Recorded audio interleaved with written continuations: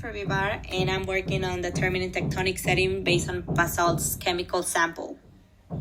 The current method to determine tectonic setting is very reliable because it relies on eyeballing and pinpointing different samples on scatter plots, and this can be very misleading and time-consuming.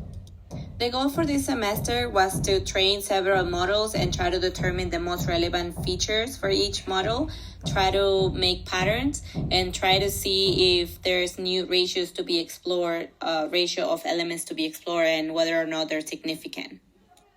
Okay, the first model that I trained was a random forest because of something called the Gini value, which is telling us the importance of the features.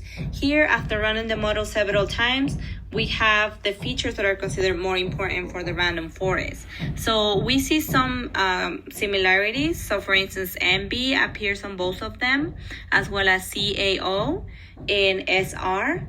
And so that means that these, according to both models, the traditional methods and the random mix features are the same or are relevant for the model performance. Here, I was just looking at where the misclassified labels were. In the traditional features, there were a lot of misclassifications around this red dot area. And when the random features were introduced to the model, they seem to decrease, but then again, this needs to be further explored, but it was very interesting to look at the map on where the samples are located. Another model that was used to train the models and to see the feature importance was logistic regression, because they create a function for each label and each function has a weight on each feature. So here we're seeing the weights assigned. Okay, same thing was done with the randomly mixed ratios. Again, we can see the different graph with the weights for the different features. And so here what I noticed was certain elements that kept being repeated as ratios. So for instance, for IAB was SR, for more was aluminum, and for OIB was FeOT, or I believe it's iron. Okay, so here we're looking at ternary plots with the probability of 100 at each corner. And so I did that for the first traditional methods and then for the randomly mixed elements. Ideally, you would like to see something like the top one, because that means that the segmentation was right and you don't want to see many elements in the middle, because it's like 50% probability that they don't know where they're going. And so here we can see that the randomly mixed ratios is doing slightly better than the traditional methods.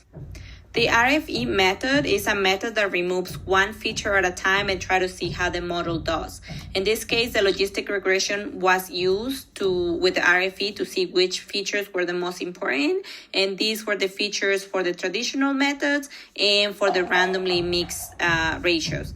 The SR, MB, and TA keep popping up, which is very interesting, as well as MgO, TA, MB, YV, and aluminum and niobium. Very interesting. Okay, ternary plots are something that geologists use, so I decided to also use them with the features that were more important. Here, I'm using three elements that were more important for the random forest, both traditional and randomly mixed features. And as you can see, some of the segmentation isn't as great, and further work needs to be done to determine the validity of the tectonic setting with an expert. Also, ternary plots were made for logistic regression, as well as the randomly mixed ratios on the logistic regression as well. Again, all of these ternary plots need to be carefully looked at with an expert on the field and determine their relevance. The most relevant event was basically seeing a pattern of features and elements coming up with different model and different methods, and try to see if their performance is better or worse with these elements. Also, it was very interesting to see some rare elements come up a lot, and the expert Karen mentioned that was very interesting to see, and definitely something further to investigate. For future work, I plan to closely look at feature relevance and try to determine why they come out this way with more models. I'm also trying to determine and create a better function so that they can easily and faster determine the type of tectonic setting they're looking at based on the samples. Try to improve the accuracy and try to use a more sophisticated black box algorithms to do so. And here are my cited works. Thank you.